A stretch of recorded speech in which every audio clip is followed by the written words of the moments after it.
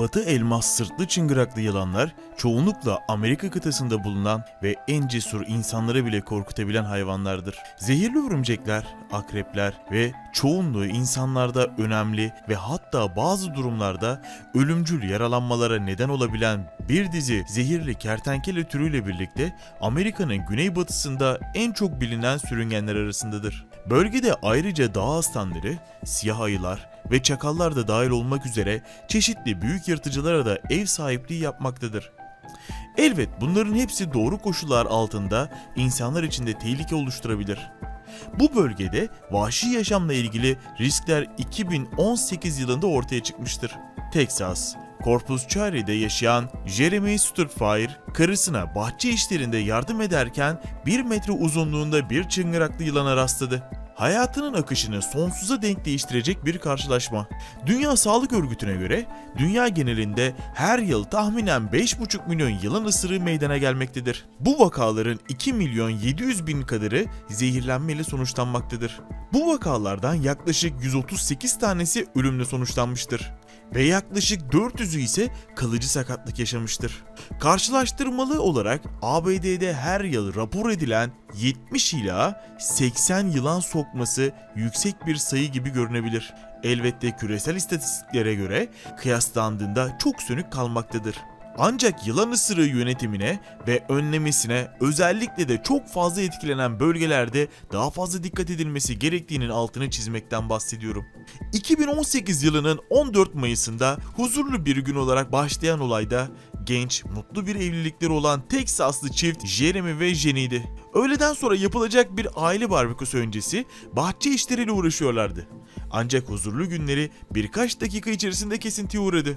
Jennifer çifti bahçesinde büyük bir batı elmas sırtlı çıngıraklı yılana rastladığında ve bu çıngıraklı yılanın boyu 1 metreden fazla olduğunda çok şaşırdılar. Yılan hızlı saldırgan bir duruşa geçip saldırganlık içinde kuyruğunu sallayınca Jennifer aniden yardım çığlıkları atmaya başladı.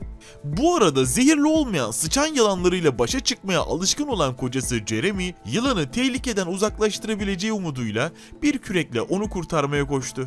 Jennifer evin duvarı ile bir bitki kümesi arasında sıkıştığı için hareket edememektedir ve çıngıraklı yılan bir kez daha ona saldıracak kadar yaklaşmıştı. Bir hata yaparsa bunun ölümcül sonuçları olabileceğini bilmekteydi. Jeremy sonunda olay yerine gelip küreğiyle yılana yaklaştığında gerçek bir sonsuzluk gibi geldi ona. Onu yakalamaya çalıştı. Ancak yılan o kadar büyük değildi ve bunu daha kolay hale geldiğini fark edince daha farklı şeyler yapmaya başladı. Birkaç başarısız denemeden sonra hayal kırıklığına uğrayan Jeremy çok fazla sert bir önlem aldı ve küreğin kenarıyla kuvvetli bir şekilde aşağı doğru savurarak yılanın başını kopardı. Yılan etkisiz hale getirildiğinde rahatlayan ve bu olaya şahit olduktan sonra sarsılan Jennifer, Jeremy ile cesetten nasıl kurtulacağını düşünürken sakinleşmek için içeri girdiler. Köpeklerinin cesede zarar verebileceğinden endişe eden Jeremy, 1 metreden uzun çıngıraklı yılanı eliyle almaya karar verdi.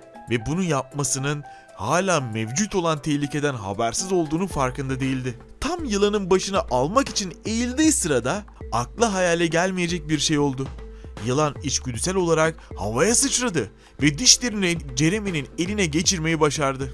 Ve gözlerinizi açıp kapatmadan daha hızlı bir şekilde muhtemelen tüm zehir kesesini parmaklarına hızlıca enjekte etti. Bir çıngıraklı yılanın başının kesilmesinden sonra bile beyin sapı tarafından kontrol edilen bir refleks mekanizması sayesinde işlev görmeye devam edebildiğini unutmamak gerekir. Bu refleks algılanan herhangi bir tehdit ya da uyarımla tetiklenebildiğinden kafası kesilmiş bir yılanın zarar vereceğini düşünen insanlar için önemli tehlike oluşturmaktadır. Durumun ciddiyetinin farkında olan panik halindeki Jennifer hemen 911'i arayarak kocasını arabayla yerel hastaneye yetiştirdi. Bu sırada Jeremy nöbet geçirmeye ve bayılmaya başladı. Çok şişmiş ve kabarmış ısırık bölgesi her geçen dakika daha da kötüleşmeye devam etmekteydi. Hastaneye yaklaşık 15 dakika kala Jeremy artık göremediğini ve ağır bir konuşma bozukluğuyla zar zor anlatmaya başardı. Jennifer kenara çekilip telefonda konuştuğu 911 operatörünün bulundukları yere derhal bir ambulans göndermesini istemek zorunda kaldı. Neyse ki sağlık görevlileri birkaç dakika içerisinde olay yerine ulaştı. Jeremy'yi helikopterle hastaneye kaldırdılar. Çıngıraklı yılanların zehri insan vücudu üzerinde çeşitli etkilere neden olabilir. Batı elmas sırtlı yılanın enzim ve toksin karışımı nedeniyle özellikle bu olay daha da güçtür.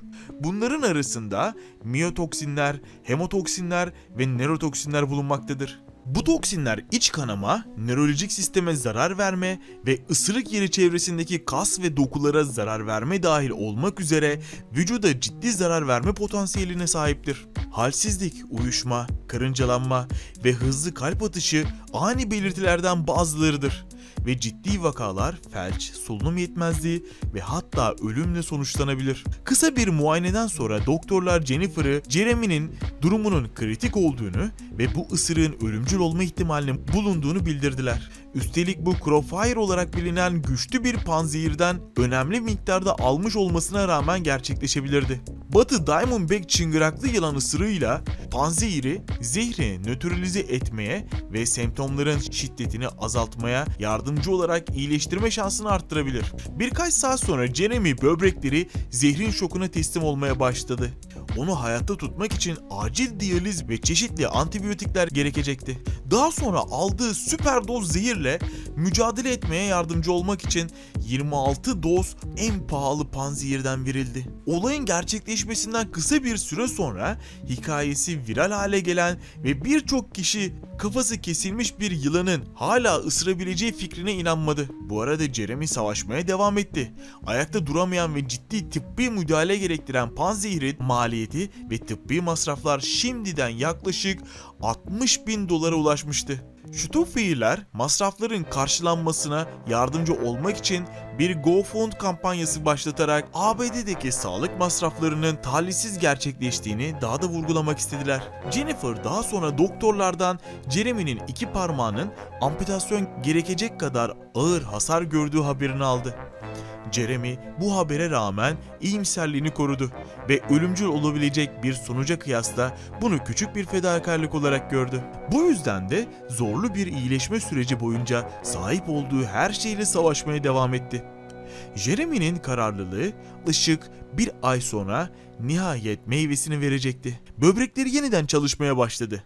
Doktorlar ve ailesine iyileşmesi için umut verecekti ve birkaç hafta sonra Haziran sonunda hastaneden taburcu edildi ve ilerlemekte olan rüya evlerine geri dönecekti. Stoffi'ler nihayet uzun zamandır bekledikleri aile barbeküsünün tadını çıkarttılar. Uzmanlara göre yılan ısırıklarından kaçınmak için önlem almak çok önemlidir. Baltice Medical Journey'de yayınlanan bir araştırma, uzun pantolon ve bot giymenin yılan sokma riskini %85'e kadar azalttığını ortaya koymuştur. Ayrıca geceleri el feneri kullanmak da yılana basma riskini önemli ölçüde azaltmaktadır. Uzun otlar veya yaprak yığınları gibi yılanların saklanabilecekleri alandan kaçınmak da önemlidir. Amerika Acil Hekimler Koleji Başkanı David açıkladığı gibi çıngıraklı yılanlar kaya yığınları, odun yığınları ve uzun otlar gibi yerlerde saklanmayı çok severler. Ancak bu bölgelerde dolaşırken dikkatli olmalısınız. Yılanlara karşı gözünüzü dört açmalı ve bir yılan gördüğünüzde onlara geniş bir alan bıraktığınızdan emin olmalısınız. Jeremy'nin neredeyse ölümle sonuçlanan karşılaşması bugün bile ölü yılanları rahat bırakmanın ve onları mülkünüzden çıkarmak için bir profesyonelle iletişime geçmenin önemini hatırlatıyor. Yılanlar, kemirgen popülasyonlarını kontrol ettikleri için ekolojiye çok önemli bir rol oynamaktadır. Tedbirli davranmak ve çevrenize dikkat ederek bir yılan tarafından ısırılma riskini azaltabilir. Doğanın güzelliğini ve harikalarını yaşayabilirler. Hem de nesli kritik derecede tehlike altında olan bu canlıları koruyabilirsiniz. Ne yapmamız gerekiyor? Her zaman dikkatli olmamız gerekiyor. Bu bölüm ilginizi çektiyse bir belgesel çekimi sırasında filme alınan korkunç büyük beyaz köpek balığı saldırısı hakkında bir önceki bölümümüzü izlemeyi unutmayın. Muhtemelen aynı şeyi yaşayacaksınız. Bu videonun sonunda ekran kartlarında bulabilirsiniz.